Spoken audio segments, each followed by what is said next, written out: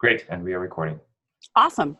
So so probably you saw the developer survey that we just did. And the thing that struck me the most was that no matter who you talk to in the developer survey, developers, security people, or ops pros, you got the same answer.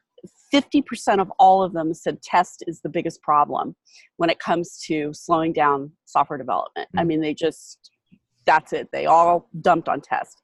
So let's start there. Why does this seem to be a continued DevOps problem that everyone struggles to solve? So I'll categorize that in two buckets first, just to set the view at a high level. I think the first problem is that there are not enough tests. That's one main thing. The second is there are tests, but they're flaky. Okay. And let's start with the first bucket first, where there are not enough tests. And this is also a challenge we are addressing here at GitLab. At GitLab per se, I think we're better than other companies where developers write unit tests and integration tests every time a change goes in. That is great, but that testing is at a very low level, and it doesn't really map to a business use case. And we rely on business requirements to come in, have product management spread out that information to the group that's working on, so UX, back-end, front-end tests, correct? And these four sets of stakeholders need to understand what is the end goal, and then the requirements can be defined, and then test requirements, which isn't really being used as often. Like, there are product requirements, but hey, we need test requirements to write tests. So that facet is missing, and we're improving it here at GitLab, where I think Scott is doing a great job, our VP of product. I think the way of doing things is, if you have a product requirement, we need to define the test deliverables or the test requirements. We have a section for it right now, but it's a template, it's blank. So it's a free form people can fill in, but it should be highlighted going forward as a thing.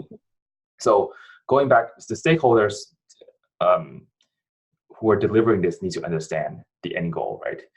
A unit test is testing code at a smaller scale. It's great, but it doesn't really underscores or verifies that the functionality works end to end as a whole. So we need more coverage and more understanding of what needs to be tested.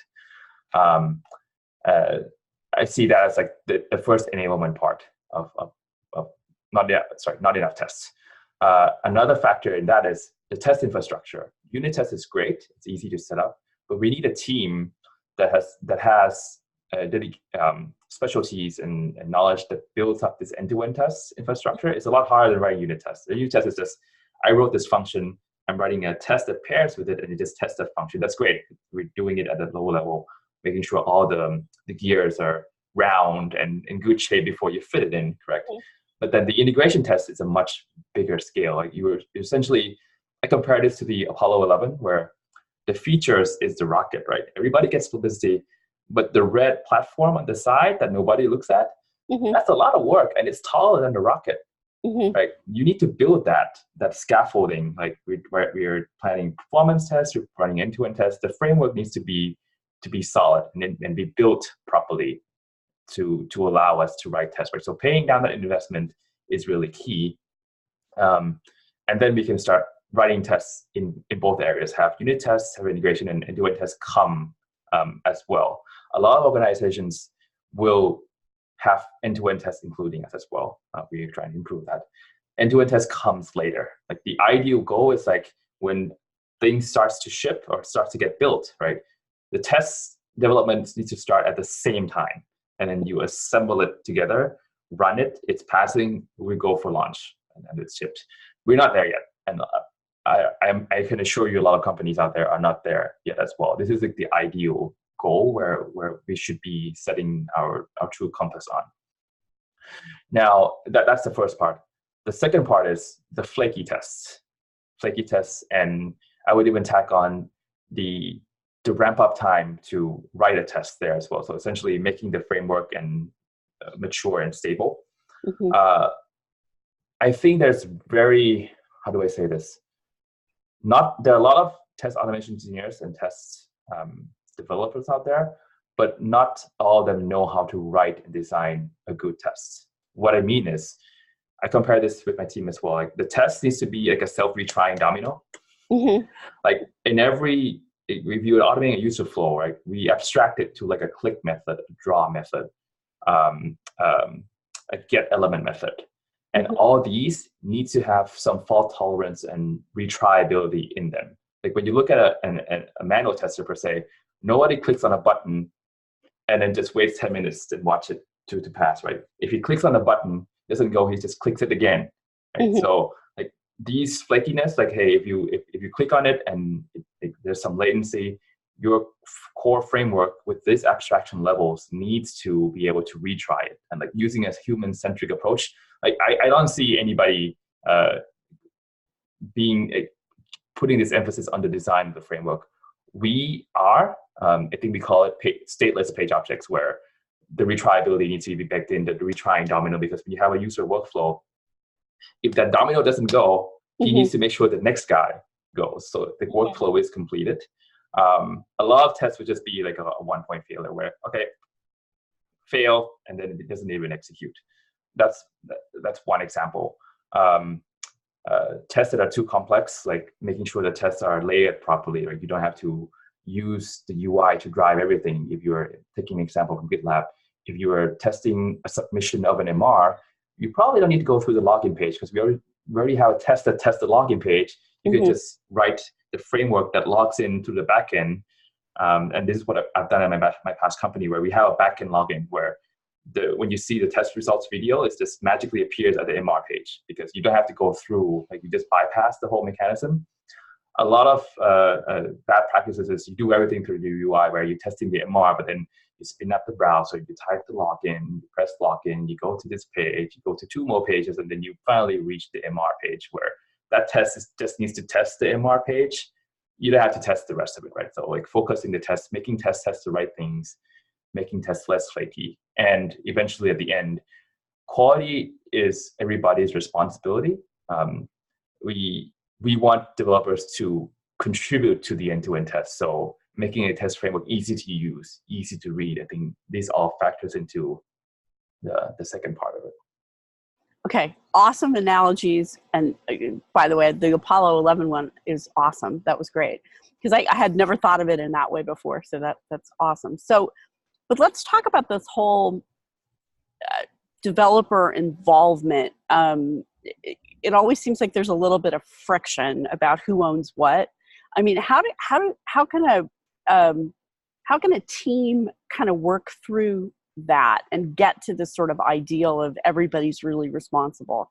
Because it seems like so much of software development is handing off, right? So can we talk about that? Yeah, sure. I think it's part of the DevOps transformation that everybody's saying, like this team owns everything. Mm-hmm. I think there are many ways to achieve this, right? I think we set the direction that quality is everybody's responsibility. I actually saw a recording, I think it was Tesla, when they walk through the factory, and there's like a banner, quality is everybody's responsibility up there. I think we do a good job of that.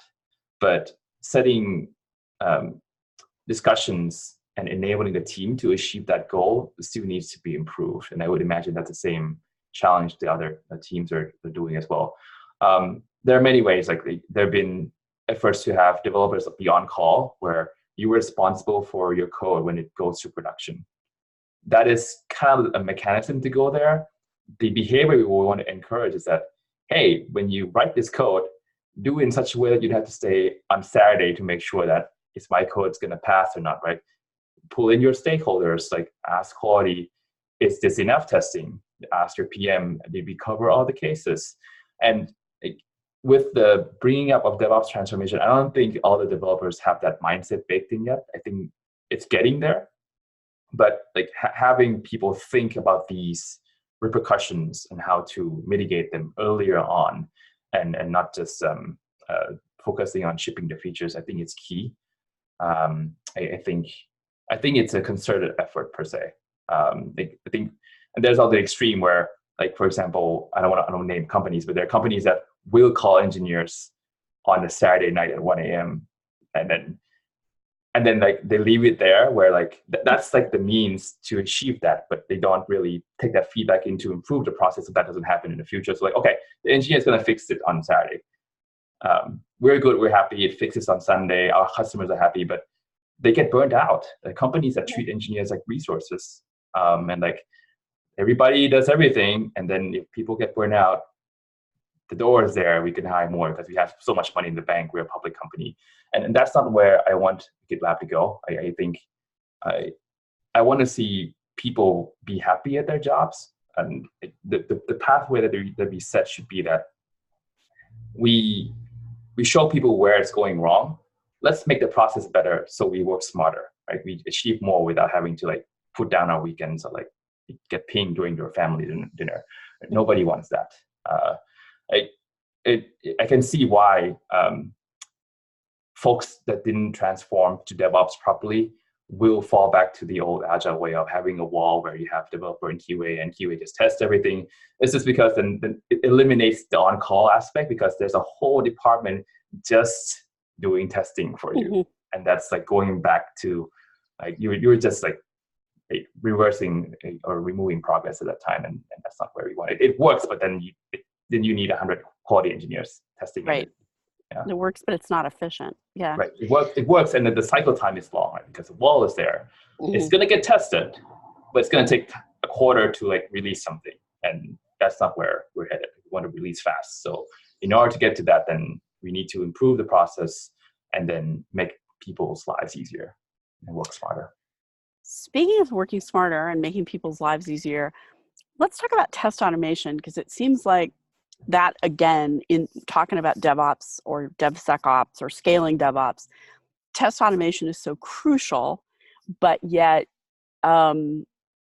everybody struggles to kind of get there. So are we waiting on new technologies like AI or ML, or are we, what do you think? When is test automation really going to be like, oh yeah, it's just going to be there? Like, when's it going to be, I guess maybe I'm asking, less painful? I think it depends on how test was brought in when the product has started.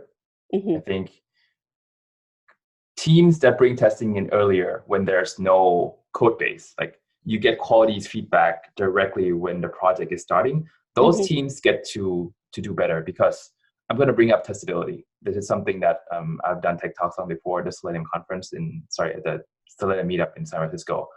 You need to design the product so that the test automation framework can integrate to it. And for example, like if you're testing a page, the gold standard is Selenium, which is it detects the locator, correct? We have a good practice here at GitLab, but we have QA locators. Like when people see it, this guy is being used for test automation. Nobody change it until the test is changed as well, right? Like the testability part. In other teams where folks don't care about testability, the framework needs to attach these locators to whatever locator is available. And sometimes it's random. It just gets auto-generated every time the page renders. That's like the worst case, where I've been in places where the index will refresh, or there's like a wildcard, like 5 characters, but it would change every time you refresh the page. So you need to like work around this logic in your framework to like, okay, I have to detect this, and then what's going to be the next string that gets refreshed next time this locator renders. So that's a lot of hardship to make them the framework like attach itself well, right? That's the UI aspect. The backend aspect is providing API endpoints to set up workflows or set up test dependencies. Like I mentioned the login page before. In comparing to GitLab, it could be like, I need to merge an MR. I could just log into the backend and also create an MR via an API, so I don't have to do that in the UI. And what I need to test is just go to the MR page and click submit or click merge, and that's the test. Building these APIs require collaboration with development, because you're adding code to the backend code to have this mechanism or a door or an interface, whatever term, for the test framework to integrate, right? Like you go back to the Apollo 11, it's like, these are like the holes in the rockets. Like I need to integrate with this to make sure things are working fine. The probes and sensors need to be there. So if those aren't there, then you're essentially hitting the wall, and it's not working smart, right? You're taking the longer route for the test automation engineers to code around this and make sure it's there. And let's talk about ML. We do have some discussions here at GitLab where we want a bot. I think ML will come and help, but the input and output needs to be clearly defined so you can take advantage of the machine learning or TensorFlow regression or whatever. The stateless page object that I mentioned to you and the retrying domino is a core piece of that. Like when you can abstract your framework in such a way that it's just low-level instructions, like click this, and those are stable, you can write a bot that just lives in the product, meaning like you can have a bot that looks at a page, he looks at all the keyway locators. Okay, what can I click today? He just keeps on clicking, and he just lives through the application like 24/7. Like he's just traversing the workflow, and he will error out when he runs into a 404 or an error or a JavaScript. And you need to look at the user journey. I think mapping how the test went, like if something fails here, what triggered that? And I think getting that data in will power ML.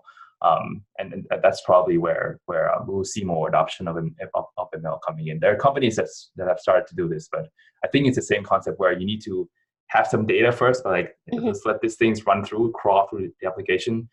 Where are the hotspots? And then like structure it in such a way that he's like the really menacing QA engineer where I failed this today. I'm going to go there again and fail it again. I'm going to go there again and fail it again. And then the workflows that pass, like I'll go there next day or next month. But like, hey, this is failing, so like, let's go there again. So I think that's the structure of the ML. I don't have any visibility in how the other companies are doing, but that's where we will go per se. Okay, good, because I think that has a lot of potential. I think it sounds cool. So hey, here's a slightly random question. So when we did the developer survey, one thing that came through loud and clear was that 73% of companies do absolutely no accessibility testing, like none. Does that surprise you? It does not, because I think a lot of companies look at it as a nice to have.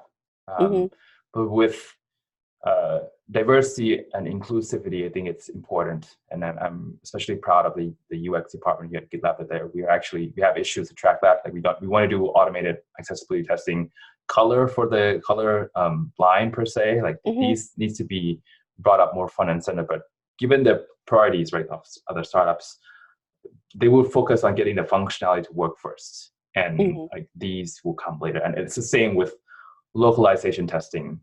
I would even think that localization has a higher prioritization than accessibility. I think that's probably why.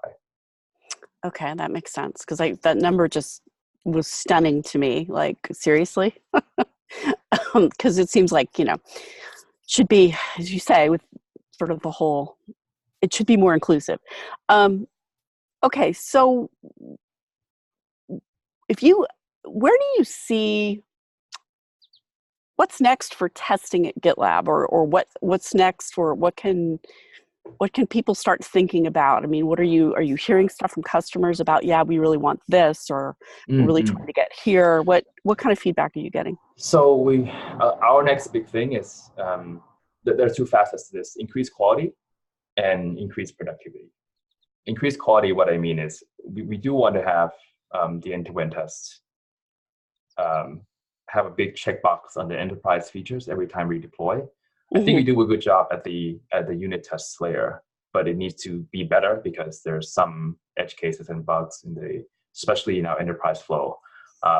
We would want to have this in first, and my department is working on it this quarter, is to have a full suite of enterprise features and end-to-end tests. It's not like we don't want to add more to the test and runtime, but we need it because this is like mapping to the business use case. These are all the enterprise feature workflow that needs to be certified. Have it be a thing for every deploy. Like every deploy, we verify that this works. Our enterprise customers should be happy. I think that's like the next coverage improvement that people do. The next one is productivity, where you need to do all that while shortening the test runtime for our developers. It's kind of like a self-balancing game. Like you want more test coverage, but we need to keep the runtime low because we can't have developers wait 2 hours, right? So like adding more runners, optimizing them, removing some tests, and make sure that it's shortened down. I would even say I would like to see 30 minutes. It may be a really aggressive goal for this year. But right now it's like an hour or so, but I would love to have it down to 30 minutes where we certify that this MR going in checks all the boxes and all the enterprise features are not broken. Wow. Okay, 30 minutes. That'd be cool. Yeah, that's we need to be we need to set ourselves for an aggressive goal. And yeah, I would say 30 minutes is a good number. Okay, so we're wrapping up here. So tell me, what should I have asked you that I didn't? What do you want to tell people about GitLab and your department, and kind of speak, and I will translate it into a fabulous blog post. I think productivity is a term that has recently come up in the industry. Google no longer calls their engineers QA engineers. They call them software engineer in test infrastructure, or software engineers in tools and test infrastructure. I think Facebook, I don't know what the term is, but essentially it's quality department, but the goal is to increase productivity by having this test framework be available for people to use. It's easy to use. And we provide metrics. Like we provide test coverage, we provide the bugs that come in your team. So essentially like providing a tool set for those teams to take on quality themselves. Now, I don't think we're there yet at GitLab, because for us to transform that way, it's in a period of years, because it's a cultural change. There's a skill set update, right? And it means that all developers kind of know where the test gaps are and the requirements are clear to them that it needs to be enabled. And then with the tools and productivity tools, they can just run with it on their own, with us taking a step back and maintaining the infrastructure is solid. That's the trend I'm seeing. It's just in this past 2 years per se. And I see other companies taking on this title more and more. It's like it's engineering productivity work, but it encompasses quality, test automation, and metrics, like all packaged into one as a productivity package to enable engineers. Cool. That's interesting. We do have one team. So the way we do it at GitLab right now is that we still maintain a test automation quality counterparts, but we have a separate team that takes on this work, though it's a smaller team. And that's how we evolve over time. It's not like we're not looking into it. We are, but there's this line of separation of specialists right now. In the future, I do not know. It could be that these two roles are merging into one. That also comes up with title changes and whatnot. But there are other companies that have transformed this already. And I think a good example is Google. Google Cloud, actually. They do this type of engineering productivity enablement work. Oh, cool. All right. Well, so listen, you'll be hearing from me next week. I'll write up this blog post. You can change it, edit it, whatever, and then we'll take it from there. But thank you so much for the time and a little taste of California. Sure. Because, hey, I'm homesick. And have something like fabulous and ethnic for me, because living north of Boston, it's a lot of boiled dinner here and seafood and not like a lot of other fabulous stuff. So, and I happen to know there's really good coffee in Mountain View too. So yeah, you can think about a homesick Californian here. Well, let me know whenever you want to jump on a coffee chat, or whenever you're in town. Happy to take you to one of those as well. Okay. Excellent. Yep. Okay. And feel free to ping me anytime. I'll send the recording to you. Okay. Thank you. I did not mention any customers, so if you want to put on unfiltered, that's fine for me as well. But I'll let you be the owner of how you want to manage the materials. But thank you. It's been awesome. great. Thanks. It was fun to talk to you. Yeah. Okay. Talk to you soon. Good to meet you. Thank you, Valerie. Bye-bye. Bye-bye.